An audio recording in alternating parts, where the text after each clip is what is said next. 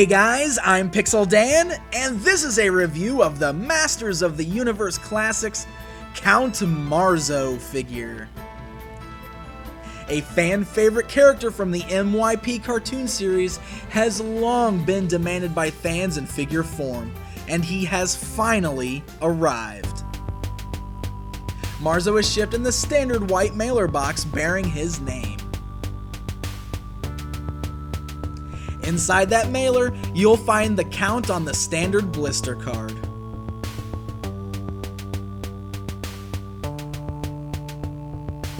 The back of the package shows off other figures from the Classics line,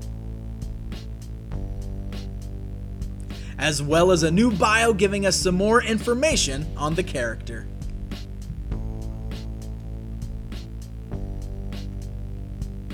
Count Marzo is modeled after his appearance in the MYP cartoon series. Although Marzo did appear in the original Filmation cartoon, you can see that he has quite different looks. But even after appearing in both shows, Marzo has never had an action figure until just now. Being based on the MYP cartoon, it's easy to see that this figure has a lot of 2000X influence. The head sculpt is amazing and quite spot on to his look in the MYP cartoon. His hair has this bit of a windblown look to it, which is something we really haven't seen much in the Classics lineup so far.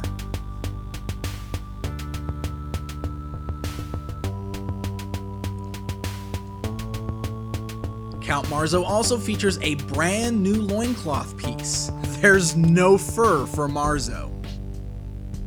Two cool things to note about this piece are that on his hip, he has a place to holster his sword. And on the back, there is even a place to holster his amulet. Now with this loincloth piece looking so much different than what we've already seen, it really does make you wonder what else Mattel has plans for using this for down the road. Kind of exciting to think about.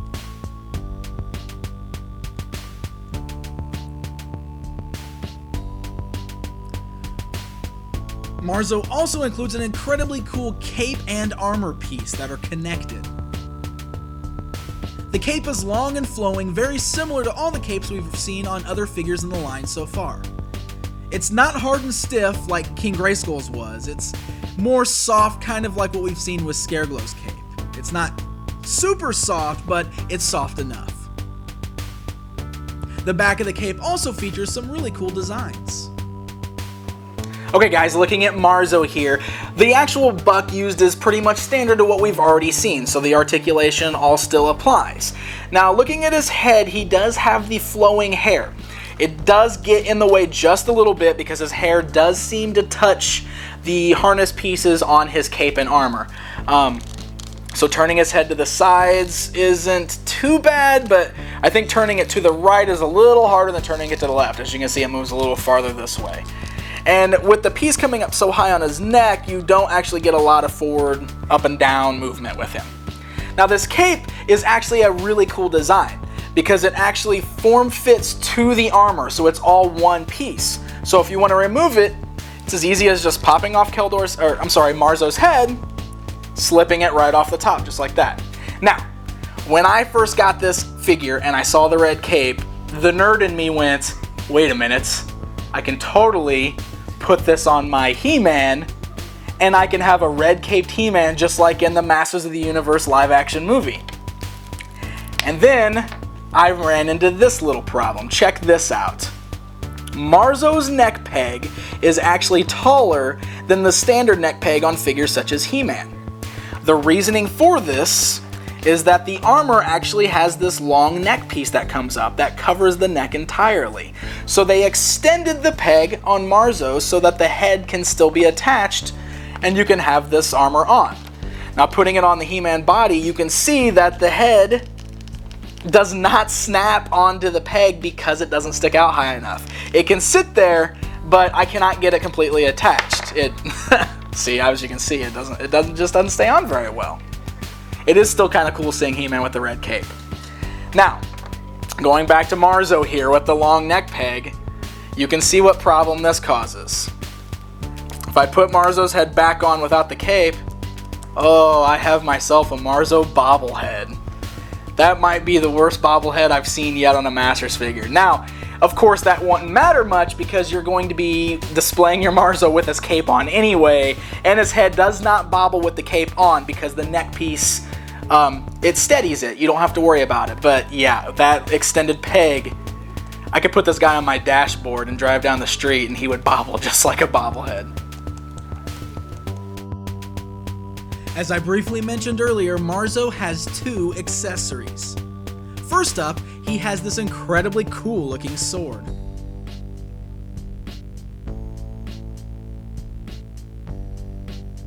And then more importantly, Marzo includes his amulet, the piece that allows him to use his magic.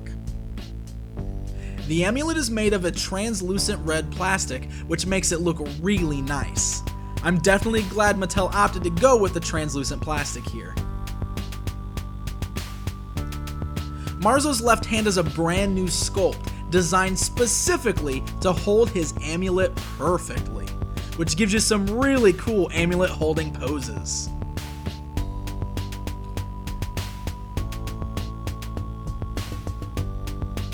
Now of course, when not holding the amulet, Marzo will always have this open hand, so he's going to be unable to hold anything else in that particular hand. It doesn't really look too bad. As you can see, you can still find poses that work for this hand even without the amulet. But this might have been a case where an included interchangeable hand could have been nice to have.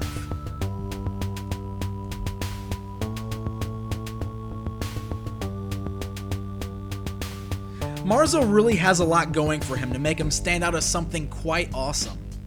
Several brand new parts that differ from the usual parts we see in this line really helps to show that the Classics line is all about drawing from every era of Masters of the Universe and bringing them together.